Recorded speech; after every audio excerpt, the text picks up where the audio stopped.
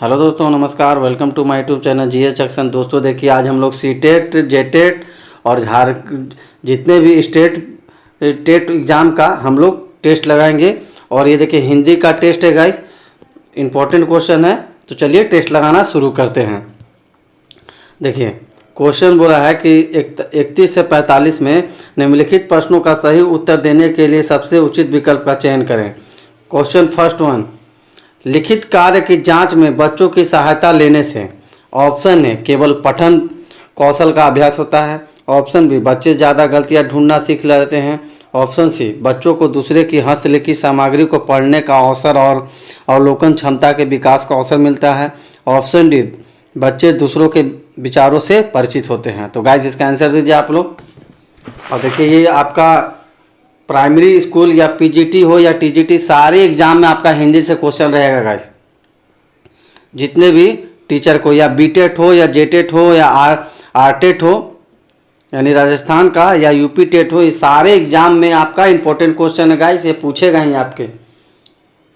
तो इसका answer option C होगा, बच्चों को दूसरों की हस्तलिखित सामग्री को पढ़ने का अवसर और अवलोकन करने की क्षमता का विकास का अवसर मिलता है। ऑप्शन सी इसका तो होगा दोस्तों। अगला क्वेश्चन, स्वलीन विकार ऑस्टिकल डिसऑर्डर में बच्चा ऑप्शन ए अपने हाथ पैर हिलाने में कठिनाई का अनुभव करता है, ऑप्शन बी सामाजिक अंतःक्रिया और संप्रेषण में कठिनाई का अनुभव करता है, ऑप्शन सी अक्सर खाने से मना कर देता है, ऑप्शन डी अपने ही कार्यों में लीन रहता है। तो बताइए दोस्तों, इसका आंसर स्वलीन विकार से बच्चा क्या करता है। और गाइस, आप लोग एमसीक्यू टेस्ट जरूर लगाएं, इससे खुद से आप जज कर सकते हैं कि आपका तैयारी कैसा है। तो इसका आंसर ऑप्शन बी होगा, सामाजिक अंतःक्रिया और संप्रेषण में कठिनाई का अनुभव करता है। ये ऑस्टिक्स डिसऑर्डर में ये बीमारी है गाइस, ठीक है ना। अगला क्वेश्चन, निम्नलिखित में से किस उद्देश्य के लिए प्राथमिक स्तर पर भाषा नहीं सीखी जाती। ऑप्शन है जीवन की विभिन्न स्थितियों को साधना, ऑप्शन बी भाषा का व्याकरण सीखना, ऑप्शन सी मन की बात कहना सुनना, ऑप्शन डी अपनी अनेक जरूरतों को पूरा करना। तो बताइए गाइस, इसका आंसर दीजिए आप लोग। प्राथमिक स्तर पर भाषा नहीं सीखी जाती है, कौन सा कथन इसका सही होगा। तो इसका ऑप्शन ए सही होगा, जीवन की विभिन्न स्थितियों को साधना, ये प्राथमिक स्तर की भाषा सीखना का उद्देश्य नहीं है। ऑप्शन ए इसका सही होगा। अगला क्वेश्चन, जिस विधि में छात्र व अध्यापक विचारों का आदान प्रदान करते हैं वह विधि क्या कहलाती है। ऑप्शन है प्रश्नोत्तर विधि, ऑप्शन बी विचार विमर्श विधि, ऑप्शन सी निगमन विधि, ऑप्शन डी प्रायोजना विधि। तो इसका देखिए क्वेश्चन का आंसर दीजिए, एक भी आएगा, छपेगा सीटेट के एग्जाम में। तो इसका आंसर ऑप्शन बी होगा, विचार विमर्श विधि होता है। ऑप्शन बी इसका सही होगा। अगला क्वेश्चन दोस्तों, हिंदी भाषा के संदर्भ में निम्नलिखित में से कौन सा निबंधात्मक परीक्षाओं का लाभ है। ऑप्शन है इसके द्वारा इस बात का पता चलता है कि छात्र किस प्रकार से विचारों को संगठित करके लिख सकता है। और ऑप्शन देखते हैं दोस्तों, इन परीक्षाओं में बहुधा एक ही प्रश्न पर भिन्न भिन्न परीक्षक भिन्न भिन्न अंक प्रदान करते हैं। ऑप्शन सी इसमें पूरे पाठ्यक्रम पर बल नहीं दिया जाता है। ऑप्शन डी इन परीक्षाओं के निश्चित उद्देश्य न होने के कारण इसमें वैधता का अभाव पाया जाता है। तो गाइस, इसका आंसर दीजिए आप लोग। हिंदी भाषा के संदर्भ में कौन सा कथन सही है।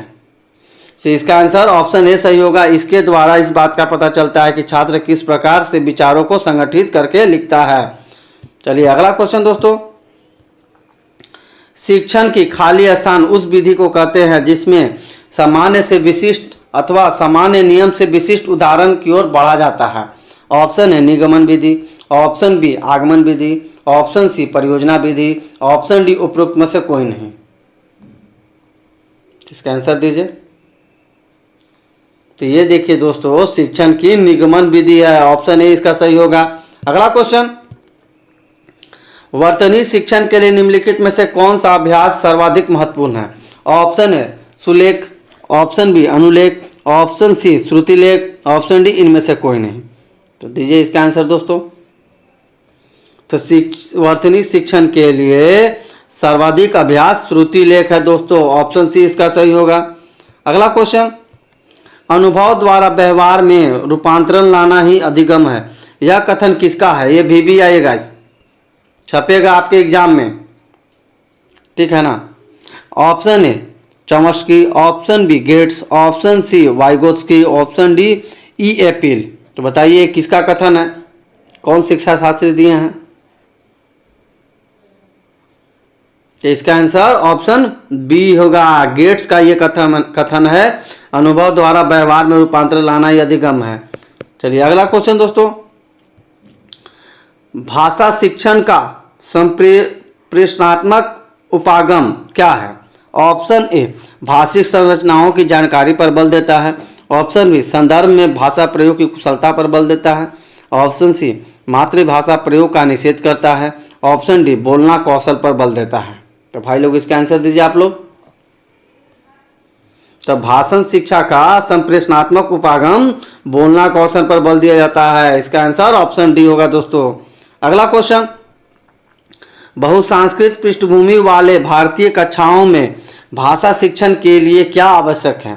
ऑप्शन है परस्पर बातचीत के लिए अनेक अवसरों का निर्माण, ऑप्शन बी विद्यार्थियों को श्रवण व लेखन कौशलों के अधिकाधिक अवसर देना, ऑप्शन सी विद्यार्थियों को भाषण व लेखन कौशलों के अधिकाधिक अवसर देना, ऑप्शन डी लक्ष्य भाषा के विभिन्न भाषिक तत्वों का अधिकाधिक अभ्यास करना। तो बताइएगा इसका आंसर। बहुसांस्कृतिक पृष्ठभूमि वाले भारतीय कक्षाओं में भाषा शिक्षण के लिए क्या आवश्यक है? तो इसका आंसर ऑप्शन ए होगा, परस्पर बातचीत के लिए अनेक अवसरों का निर्माण करना। ये बहुसांस्कृतिक पृष्ठभूमि वाले भारतीय भाषाओं के भाषा शिक्षण के लिए आवश्यक है, ऑप्शन ए इसका सही होगा दोस्तों। अगला क्वेश्चन, सहायक सामग्री के उन सभी साधनों को सम्मिलित किया जाता है जिसकी सहायता से छात्रों की पाठ में रुचि बनी रहती है तथा वे उसे सफलतापूर्वक समझते हुए अधिगम के उद्देश्य को प्राप्त कर लेते हैं, यह कथन किसका है? ऑप्शन ए एलोवेन स्ट्रॉन्ग, ऑप्शन बी डेंड, ऑप्शन सी कार्टर ए गुड, ऑप्शन डी इनमें से कोई नहीं। तो ये कथन दोस्तों बताइए किसका है?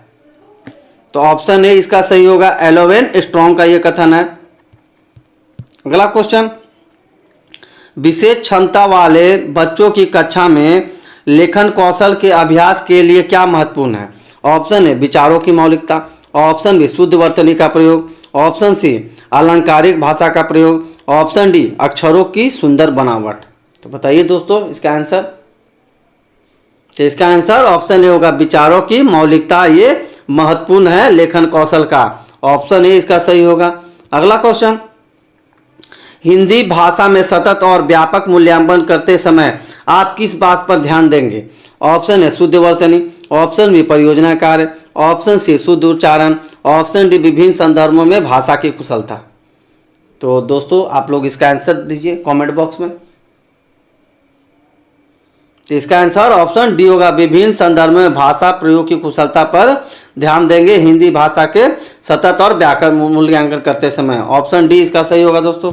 अगला क्वेश्चन, माधुरी पढ़ते समय कभी कभी वाक्यों शब्दों की पुनरावृत्ति करती है, इसका यह भाषाई व्यवहार दर्शाता है, क्या दर्शाता है? ऑप्शन है वह समझ के साथ पढ़ने की कोशिश कर रही है, ऑप्शन बी वह अटक अटक कर ही पढ़ सकती है, ऑप्शन सी उसे पढ़ना बिल्कुल नहीं आता है, ऑप्शन डी वह पढ़ने में ज़्यादा समय लेती है। तो भाई लोग इसका आंसर दीजिए आप लोग। तो इसका आंसर वो ऑप्शन डी होगा, वह पढ़ने में ज़्यादा समय लेती है, यह दर्शाती है माधुरी, ठीक है, ऑप्शन डी इसका सही होगा दोस्तों। अगला क्वेश्चन, उसने पढ़ा, उसने खाया और उसने चीखा जैसे भाषा प्रयोग क्या दर्शाते हैं? ऑप्शन ए नियम का उल्लंघन, ऑप्शन बी संदर्भ की समझ न देना, ऑप्शन सी नियम कंठस्थ न होना, ऑप्शन डी नियमों का अति सामान्यीकरण होना। तो भाई लोग बताइए इसका आंसर। तो इसका आंसर ऑप्शन डी होगा, नियमों का अति सामान्यीकरण दर्शाता है, ऑप्शन डी इसका सही होगा। अगला क्वेश्चन दोस्तों देखिए, निम्नलिखित गद्यांश को पढ़कर इस पर आधारित प्रश्नों का उत्तर दीजिए। ये देखिए गद्यांश दिया है, पैसेज से है, पैसेज दिया है दोस्तों, और आपको पैसेज पढ़ने के बाद इसका आंसर देना होगा। तो चलिए हम लोग पैसेज पढ़ना शुरू करते हैं, उसके बाद हम लोग आंसर देंगे दोस्तों। ठीक है। ग्रामीण क्षेत्र के लिए अनेक रोजगार उन्मुख योजनाएं चलाए जाने के बावजूद बेरोजगारी की समस्या का पूर्ण समाधान नहीं हो रहा है। ऐसी स्थिति के कई कारण हैं। कभी कभी योजनाओं को तैयार करने की दोषपूर्ण प्रक्रिया के कारण इनका क्रियान्वयन ठीक से नहीं हो पाता या ग्रामीणों के अनुकूल नहीं हो पाने के कारण भी कई बार ये योजनाएं कारगर साबित नहीं हो पाती। प्रशासनिक खामियों के कारण भी योजनाएं या तो ठीक ढंग से क्रियान्वित नहीं होती या ये इतनी देर से प्रारंभ होती है कि इनका पूरा लाभ ग्रामीणों को नहीं मिल पाता। इसके अतिरिक्त भ्रष्ट शासन तंत्र के कारण जनता तक पहुंचने से पहले ही योजनाएं के लिए निर्धारित राशि में से 2/3 बिचौलिए खा जाते हैं। फलतः योजनाएं या तो कागज तक सीमित रह जाती है या फिर वे पूर्णतः निरर्थक साबित हो जाती है। बेरोजगारी एक अभिशाप है। इसके कारण देश की आर्थिक वृद्धि बाधित हो जाती है, समाज में अपराध व हिंसा में वृद्धि होती है और सबसे बुरी बात तो यह है कि बेरोजगार व्यक्ति को अपने अस्तित्व के लिए संघर्ष रहते हुए अपने घर ही नहीं बाहर के लोगों द्वारा भी मानसिक रूप से प्रताड़ित होना पड़ता है। तो ये देखिए गाइस, हम लोग पैसेज पढ़ लिए। अब हम लोग इसका MCQ टेस्ट लगाएंगे और आगे भी है गाइस। ठीक है। बेरोजगारी की समस्या का समाधान केवल सरकारी योजनाओं का क्रियान्वयन नहीं हो सकता, क्योंकि सच्चाई यही है कि सार्वजनिक ही नहीं निजी क्षेत्र के उद्यमों की सहायता से भी हर व्यक्ति को रोजगार देना किसी भी देश सरकार के लिए संभव नहीं है।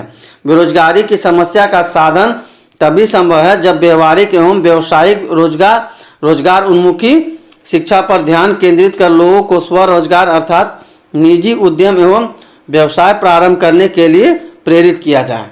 ओके दोस्तों, अब देखिए क्वेश्चन है, बेरोजगारी की समस्या का पूर्ण समाधान नहीं होने के कारण के रूप में निम्नलिखित में से किसकी चर्चा नहीं की गई है? ऑप्शन ए प्रशासनिक खामियां, ऑप्शन बी ग्रामीणों को अशिक्षित होना, ऑप्शन सी योजनाओं को तैयार करने की दोषपूर्ण प्रक्रिया, ऑप्शन डी योजनाओं का ग्रामीणों के अनुकूल नहीं होना। तो गाइस आप लोग इसका आंसर दीजिए और नहीं आंसर दे पा रहे तो आप लोग इसको फिर से पैसेज को पढ़े, क्योंकि इस टाइप का पैसेज आपको सीटेट जेटेट या PGT TGT या प्राइमरी स्कूल जितना भी टीचर का एग्जाम होगा गाइस, आप में ये पूछेगा एक पैसेज और उसका आंसर देना होगा। तो दोस्तों इसका आंसर ऑप्शन बी होगा, ग्रामीणों का अशिक्षित होना। इस पे चर्चा नहीं की गई है पैसेज पे। अगला क्वेश्चन ऑप्शन बी इसका सही होगा। योजनाओं का पूरा लाभ ग्रामीणों को क्यों नहीं मिल पाता है? ऑप्शन ए ठीक ढंग से क्रियान्वित नहीं होने के कारण, ऑप्शन बी आर्थिक अभाव कारण, ऑप्शन सी गरीबी के कारण, ऑप्शन डी पारंपरिक कुरीतियों के कारण। तो इसका आंसर दीजिए दोस्तों। तो देखिए योजनाओं का पूरा लाभ ग्रामीणों को इसलिए नहीं मिल पाता क्योंकि ठीक ढंग से क्रियान्वित नहीं होता है। इसका आंसर ऑप्शन ए होगा। अगला क्वेश्चन दोस्तों, किस कारण व्यक्ति को मानसिक रूप से प्रताड़ित होना पड़ता है? ऑप्शन ए बेरोजगारी कारण, ऑप्शन बी गरीबी के कारण, ऑप्शन सी पारंपरिक कुरीतियों कारण, ऑप्शन डी सरकारी योजनाओं के कारण। तो इसका आंसर दीजिए दोस्तों। तो इसका आंसर ऑप्शन ए होगा, बेरोजगारी के कारण व्यक्ति को मानसिक रूप से प्रताड़ित होना पड़ता है। इसका आंसर ऑप्शन ए होगा। प्रस्तुत गद्यांश के माध्यम से लेखक क्या बताना चाहता है? ऑप्शन ए ग्रामीण क्षेत्र के बारे में, ऑप्शन बी रोजगार उन्मुख योजनाओं के बारे में, ऑप्शन सी बेरोजगारी एवं इसके कुप्रभाव के बारे में, ऑप्शन डी स्वरोजगार के बारे में। तो भाई लोग आप लोग इसका आंसर दीजिए। तो इसका देखिए आंसर ऑप्शन सी होगा, बेरोजगारी एवं इसके कुप्रभाव के बारे में इस गद्यांश के माध्यम से लेखक बताना चाहता है। अगला क्वेश्चन दोस्तों, प्रस्तुत गद्यांश में किसके महत्व पर बल दिया गया है? ऑप्शन ए बेरोजगारी, ऑप्शन बी रोजगार उन्मुखी योजनाएं, ऑप्शन सी निजी उद्यम एवं स्वरोजगार, ऑप्शन डी आर्थिक संपन्नता। तो इसका आंसर दीजिए आप लोग। तो देखिए प्रस्तुत गद्यांश में निजी उद्यम एवं स्वरोजगार पर बल दिया गया है। ऑप्शन सी इसका सही होगा दोस्तों। अगला क्वेश्चन, रोजगार उन्मुखी का संधि विच्छेद क्या है? ऑप्शन ए रोजगार प्लस मुखी, ऑप्शन बी रोजगार प्लस उन्मुखी, ऑप्शन सी रोजगार उन्मुखी, ऑप्शन डी रोजगारोत प्लस मुखी। तो इसका आंसर ऑप्शन बी होगा, रोजगार प्लस उन्मुखी या रोजगार उन्मुखी का संधि विच्छेद है। ऑप्शन बी इसका सही होगा दोस्तों। अगला क्वेश्चन, बेरोजगारी और अपराध के संबंध के बारे में लेखक क्या कहना चाहता है? ऑप्शन ए, बेरोजगारी के कारण ही समाज में अपराध एवं हिंसा में वृद्धि होती है। ऑप्शन बी, बेरोजगारी यदि नहीं हो तो समाज में अपराध एवं हिंसा कम हो जाएगी। ऑप्शन सी, समाज में अपराध एवं हिंसा में वृद्धि का एक कारण बेरोजगारी भी है। ऑप्शन डी, यह सभी, यानी इनमें से सभी। क्या होगा भाई लोग, इसका आंसर दीजिए। तो इसका आंसर ऑप्शन सी होगा, समाज में अपराध एवं हिंसा में वृद्धि का एक कारण बेरोजगारी भी है। ऑप्शन सी इसका सही होगा। अगला क्वेश्चन, क्रियान्वयन का विशेषण क्या है? ऑप्शन ए, क्रियान्वित। ऑप्शन बी, क्रियाशील। ऑप्शन सी, कार्मिक। ऑप्शन डी, कर्मशील। तो भाई लोग इसका आंसर दीजिए। तो इसका आंसर ऑप्शन ए होगा, क्रियान्वयन का विशेषण क्रियान्वित होगा। ऑप्शन ए इसका सही होगा दोस्तों। अगला क्वेश्चन देखिए, यहाँ दिया है पैसेज, ये दिया है पोएम का, पद्यांश को पढ़कर निम्नलिखित प्रश्नों का उचित विकल्प सुनिए। देखिए हम लोग थोड़ा सा स्टोरी ये पढ़ लेते हैं कविता दोस्तों, उसके बाद इसका टेस्ट लगाएंगे। और ये देखिए 55 से 60 मतलब 5 क्वेश्चन इससे आएगा गाइस। देखिए, मुक्त करो नारी को मानव, चिर बंदिनी नारी को, युग युग की बरकर कारा से, जननी सखी प्यारी को, छीन करो सब स्वर्ण पास उसके कोमल तन मन के, वे आभूषण नहीं दाम उसके बंदी जीवन के, उसे मानवी का गौरव दे। तो देखिए दोस्तों, अब चलिए हम लोग इसका पैसेज पढ़ने के बाद क्वेश्चन का आंसर देते हैं। कवि नारी को किस दशा से मुक्त करना चाहता है? ऑप्शन ए, समाज के बंधन से। ऑप्शन बी, पुरुष के बंधन से। ऑप्शन सी, परिवार के बंधन से। ऑप्शन डी, स्त्री रूपी बंधन से। तो भाई लोग आप लोग बताइए इसका क्या होगा आंसर। तो इसका आंसर ऑप्शन बी होगा, पुरुष के बंधन से लेखक मुक्त कराना चाहता है नारी को। ऑप्शन बी इसका सही होगा। अगला क्वेश्चन दोस्तों, छीन करो सब स्वर्ण पास से क्या तात्पर्य है? ऑप्शन ए, नारी को लोहे की जंजीरों से अलग करना। ऑप्शन बी, नारी को समाज से अलग करना। ऑप्शन सी, नारी को सोने के आभूषण से अलग करना। ऑप्शन डी, नारी को सब प्रकार की वस्तुओं से अलग करना। तो बताइए दोस्तों इसका क्या आंसर होगा। तो इसका आंसर ऑप्शन सी होगा, नारी को स्वर्ण के आभूषण से अलग करना, इसका अर्थ होगा। ऑप्शन सी इसका होगा दोस्तों। अगला क्वेश्चन, कवि नारी को किन के रूप में प्रतिष्ठित करना चाहता है? ऑप्शन ए, बंदिनी के रूप में। ऑप्शन बी, माता के रूप में। ऑप्शन सी, संघर्षी के रूप में। ऑप्शन डी, मानवीय युग का प्रकाश देने वाले के रूप में। तो इसका आंसर ऑप्शन डी होगा, मानवीय युग का प्रकाश देने के रूप में लेखक नारी को प्रतिष्ठित करना चाहता है। ऑप्शन डी इसका सही होगा दोस्तों। अगला क्वेश्चन, युग युग की बर्बर कारा से पंक्ति में कौन सा अलंकार है? ऑप्शन ए, अनुप्रास अलंकार।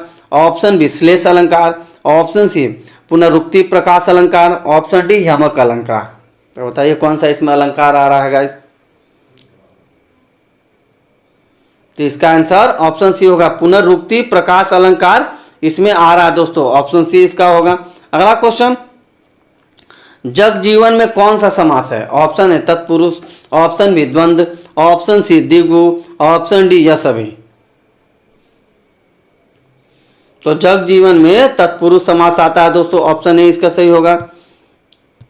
प्रस्तुत पद्यांश का उचित शीर्षक क्या है? ऑप्शन ए, नारी की वर्तमान स्थिति। ऑप्शन बी, नारी की गरिमा। ऑप्शन सी, नारी का स्वरूप। ऑप्शन डी, नारी मुक्ति का आह्वान। आप अपने अनुसार दीजिए गाइस शीर्षक का उचित, पद्यांश का उचित शीर्षक। तो इसका आंसर ऑप्शन डी होगा दोस्तों, नारी मुक्ति का आह्वान कवि किया है, इसका सबसे बेस्ट शीर्षक होगा। ऑप्शन डी इसका सही होगा। और गाइस आज के लिए इतना, एक नए वीडियो के साथ फिर मिलेंगे।